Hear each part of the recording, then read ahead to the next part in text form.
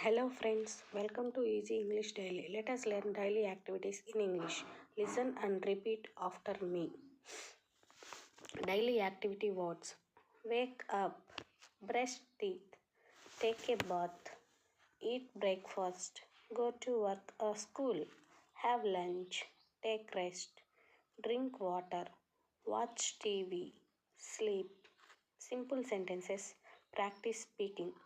I wake up early. I brush my teeth. I take a bath daily. I eat breakfast at home. I go to work. I have lunch at 1 o'clock. I take some rest. I drink water often. I watch TV in the evening.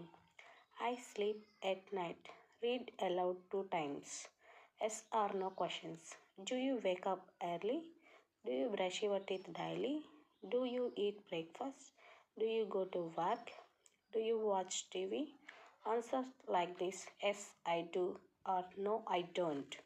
Small conversation practice.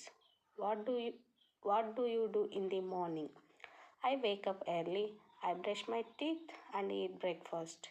What do you do in the evening? I watch TV and take rest. Speaking task 1 minute. Say this loudly. I wake up early every day. I brush my teeth and take a bath.